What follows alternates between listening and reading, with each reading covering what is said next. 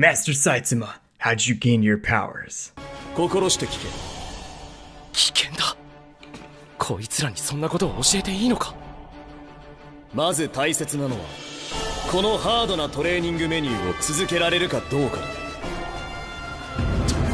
腕立て伏せ100回、上体起こし100回、スクワット100回、そしてランニング10キロ、これを毎日やる。あなたという人は。ふざけないでください。Oh my god, you're so full of crap. I love Genos. Oh my god, dude, that guy is absolutely great. Brilliant, by the way, brilliant. If any of you guys ever told me that the only thing that I needed to do in order to defeat any of my enemies was just one single punch, that the only thing that I had to do was 100 push-ups, 100 sit-ups, 100 squats, and a 10K run every single day for like 3 years or something like that, dude, I would have done that like crazy back when I was in middle school and high school. Oh my god. No, even going back to this point, back when I was in high school, when I was on the football team, I would get fired up for all the practices and all the games and stuff by watching old Dragon Ball Z episodes. I would watch Goku, Gohan, Piccolo, and all the other heroes basically reach new heights here and there as they tried to take down these larger-than-life enemies. And if they couldn't beat the enemies right then and there and had to go back to like do some training or whatever it was, you would still see them not give up. You would actually see them grow as an individual, kind of increase their power levels, and then go back and challenge the enemies regardless of whether or not they were fit or not to take on the enemies, and they would still go forward and try. Fast forward to today when we see an anime like One Punch Man, which is kind of a parody of Dragon Ball Z and a whole bunch of different like superhero comics and movies, you see a little bit of a different story. But before we begin, I'd like to acknowledge the fact that we passed 100 subscribers over here on YouTube. Thank you everybody for hitting the sub button. You guys are the real champions over here. And I just want to make sure that I give my thanks to all of you guys for doing everything that you can and becoming a part of the community. Thank you guys so much, and I truly appreciate you. And now for the main event, our review and analysis of One Punch Man. Let's do it. One Punch Man is a superhero kind of parody anime that mixes elements of action and comedy to tell a full story, and it's from the evil geniuses over at Madhouse Studios. The first season includes 12 episodes, which aired in Japan around, I want to say, October through December 2015 on TV Tokyo.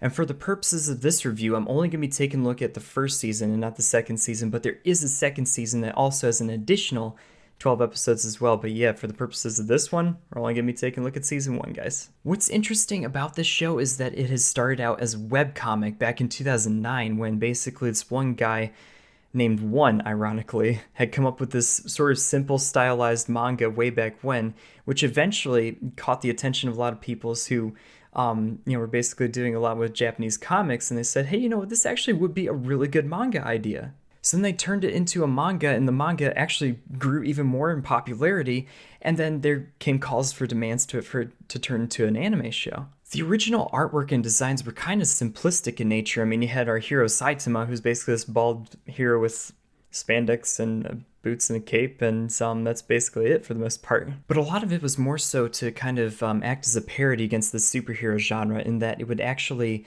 kind of poke fun at a lot of, with the ultra power superheroes and the ultra powerful villains kind of going after each other. And its rise in popularity, and when you actually take a look at it at face value, you actually get to see how brilliant it is with all of the symbolism that was thrown into it as well. So let's kick things off by making sure that we introduce to you all of our cast of characters, and we'll begin with all of our main characters over here.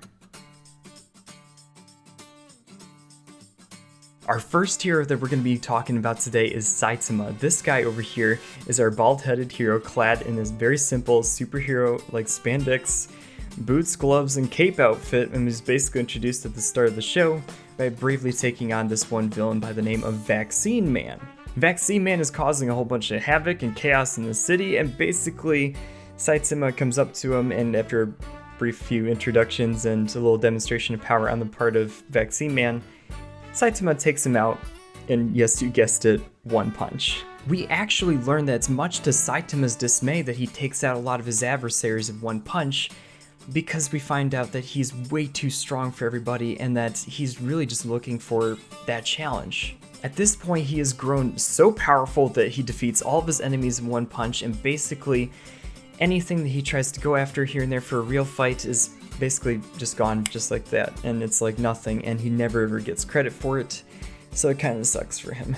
Now, flashback to his character from a few years ago, we find out that he's a down-his-luck salary man who's just basically looking for work and he's out of a job, and he finds out that there's this one little kid in trouble from this lobster monster named Crablante, who ironically became a villain because he ate way too much crab or something like that.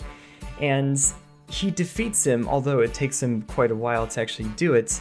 He resolves himself to becoming a hero. After going through this very rigorous training that we see at the beginning of this video, he becomes so powerful that, yes, you guessed it, he takes out every single enemy in one punch, and it's just absolutely ridiculous. Despite being ungodly powerful, Saitama actually still has a very good heart and a very good sense of humor too. He takes more to like being a hero for fun rather than actually like taking his job too seriously, because, well, as you know, if you're way too powerful and everything's just kind of going your way, the challenge is kind of taken out of it, and it's one of those things too where it's almost kind of boring here and there, but if an adversary is showing up around town and wreaking a bunch of havoc and killing a whole lot of people, he'll come to the rescue, but he'll, well, do it for fun. Our next hero is Genos, the lone cyborg who basically shows up and when he's tracking down a monster by the name of Mosquito Girl. So enter Genos, our next hero, the lone cyborg who's basically, when we first meet him, attempting to track down a monster by the name of Mosquito Girl. He eventually catches up to her in his attempt to exterminate her. She damages him so severely that his only option, as far as he could see, in order to try to even beat her is to self-destruct himself. Ironically too, Saitama's trying to beat his own mosquito in his apartment as he realizes that there's a whole mosquito infestation around town. He follows the whole monster into town, and then he discovers Mosquito Girl over there taking on Genos, and yeah, you guessed it, he beats her in one punch. After seeing this, Genos realizes how powerful Saitama is and begs him to take him on as his student. So after a long-winded backstory that Genos tries to tell Saitama back at his apartment about where he came from, Saitama reluctantly agrees to take him on as his apprentice. Throughout the show, you'll see Genos act in kind of an opposite fashion in terms of like mannerisms like Saitama would, in that Genos is very cold, calculating, measured, and very serious about being a hero. This is of course in contrast to Saitama, whereas Saitama is more of like a casual, laid-back, and carefree type of hero. As master and student, both Genos and Saitama are a little bit skeptical of each other at first, in that they're not exactly sure what to make of each other, but at the same time, over the course of the series, you see the two of them grow as master and student, and as friends too. Those two main guys are basically our main characters for the entirety of the show, but there is a huge supporting cast of characters that help make the show that much more interesting.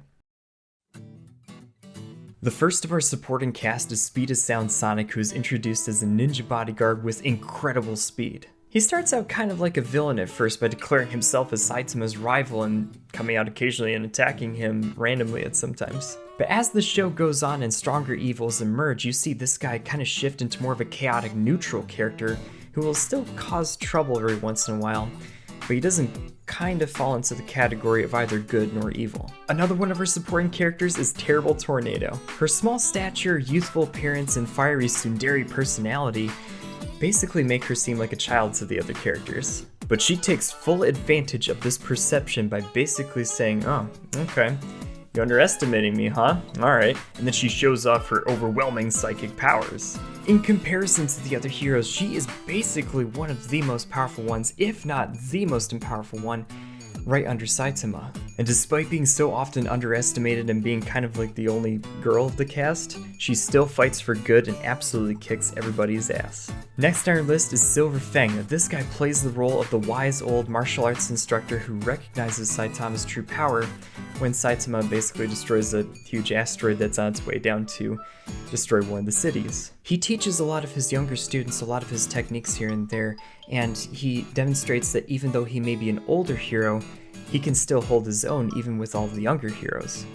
And then we have the absolutely fabulous Pui Pui Prisoner. Pui Pui Prisoner is an openly homosexual hero who basically carries around 1,000 or 10,000 year prison sentence due to being touchy-feely with men, or something like that. He gets sent to prison, but he doesn't complain about this because he gets to spend as much time with as many men as he wants to. He is one of my favorite characters to see on the show because of his crazy, hilarious antics in combination with his overly dramatic transformation into angel style, where basically he rips off every single one of his articles of clothing, and unleashes big fiery punches against his opponents.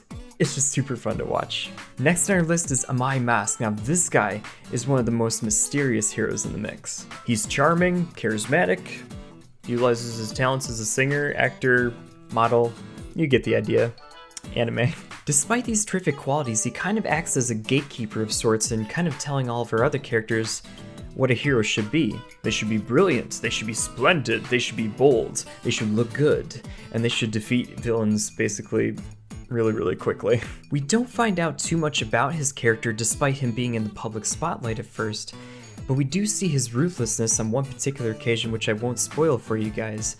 But he dispatches several monsters, much to the horror actually of a lot of the other heroes who basically watch him eradicate evil very quickly and very ruthlessly, I might add. And despite this thing being very unsettling for a lot of our heroes, he still fights for good, even though he's a little bit brutal at times. And then you have the last of our main cast, which is one of my favorite characters in the show, is Moomin Rider. Moomin Rider is the moral compass of the show, and this guy is essentially your run-of-the-day common man who just goes out and does heroic deeds here and there to make his community a better place. He doesn't have any superpowers, but what he lacks in superpowers he makes up in compassion and community leadership. His bravery is a significant inspiration to all those people around him, including a lot of the folks there watching and cheering him on, and also the Heroes Association as well. He reminds me so much of that Dragon Ball Z attitude of never giving up. Even if your opponent is way stronger than you, still go out there and take him on anyway, because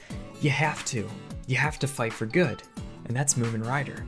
And he's someone that we can all aspire to be. So now let's talk about the plot of the show. The show starts off introducing our hero Saitama as this ungodly powerful being who's able to defeat enemy again in one punch. Eventually Genos is introduced and we get a lot more of their backstories as they defeat a lot of the monsters that are wreaking havoc on their cities. What makes this show particularly interesting, oddly enough, is really the villains of the show. Each one of the villains that they do encounter is given their own unique backstory in their own right, and it's very easy to understand as you go through and see exactly why it is that they do what they do. You have different villains like Vaccine Man in the very beginning, who's basically seeing humanity as this piece of garbage or virus that's polluting the earth and taking a whole bunch of natural resources. And then there's Dr. Genius, who's basically a child prodigy who believes that humanity is very primitive and not smart and idiotic, and the only way to actually eradicate them is to create the next stage of human evolution. And there's Hammerhead, who starts this cult terrorist group who basically goes around town looking for followers to join because he believes that the rich are too rich and the poor are getting too poor. And he's the only one who's able to stop them. But oddly enough, the writers take it into a fun direction, saying, this guy just didn't want to work in the first place, so he formed this cult kind of communist group or something like that.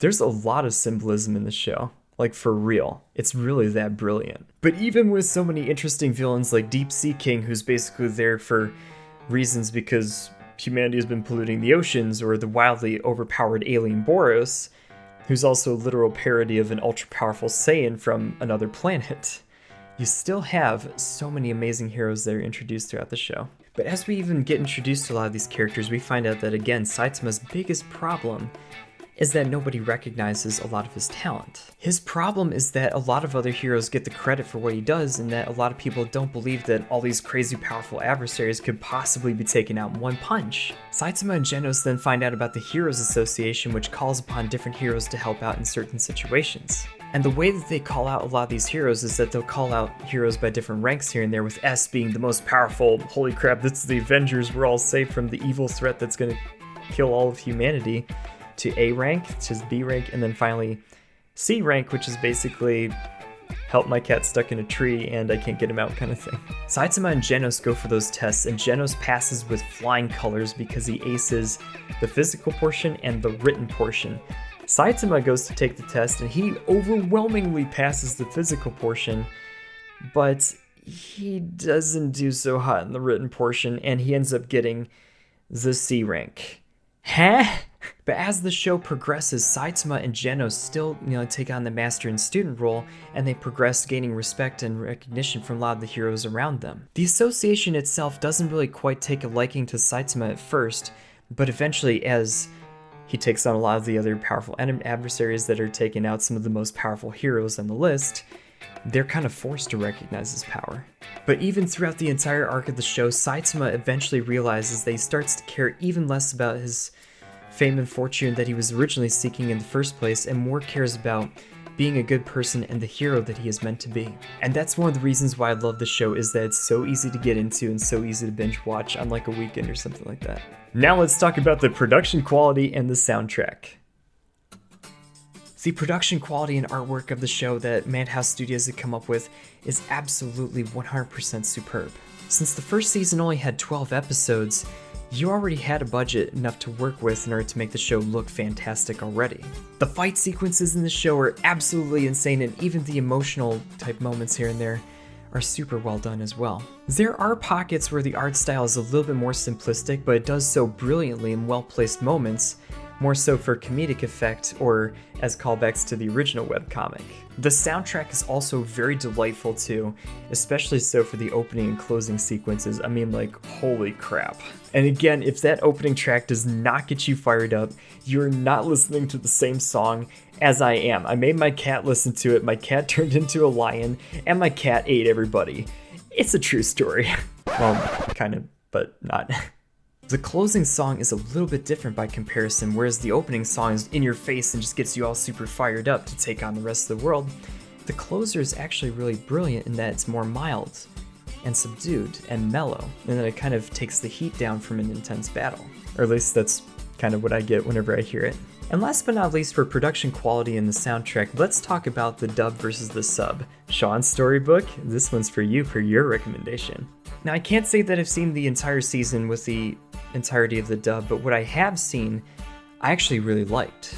I would venture to say that this is one of my more favorite dubs to watch, in that both of the voice actors from the Japanese version and the English version do a fantastic job. Most of the time, I'm the kind of guy who likes to watch an anime sub because that's originally how it was intended to be watched, but they actually did a pretty good job, and I would venture to say that this is one of those anime that I would put on my list of dubbed animes that you could definitely watch in your own time. Altogether, the entire production quality, soundtrack, and dubbing or subbing, everybody did a fantastic job at Studio Madhouse, and I absolutely love and adore this anime. And now let's go to our conclusion. So after much deliberation and changing my workout regimen in order to gain the power of the gods, I award One Punch Man with a score of 4.7 out of 5, placing it into elite class, recommending that you not only buy this anime, but that you also put it on your essential show listings and watch it absolutely before you die. The show is surprisingly well received by not only anime fans, but also non-anime fans as well. I've heard some of the best reviews from people who watch anime kind of on a casual basis or not at all. And I would even venture to say that if you're trying to introduce somebody to anime or kind of give them something here and there to where it's like, maybe not as crazy here and there like one of the moe animes, but you wanted to kind of introduce your friend to an anime show or give them something kind of fun to watch as like a superhero parody type of anime, this is one of those shows that I would highly recommend. The show is absolutely brilliant. The symbolism that's involved in the show is absolutely off the charts. The soundtrack, the production quality, everything about this first season is absolutely masterful. And if you haven't watched it yet, what are you waiting for? Definitely check this one out. So after getting your Netflix subscriptions lined up, your Crunchyroll subscriptions lined up in order to watch the show, make sure you hit that subscribe button, also the like button in the comment section down below. Let me know exactly what you guys thought about the show, and as always, I'll see you in the next video.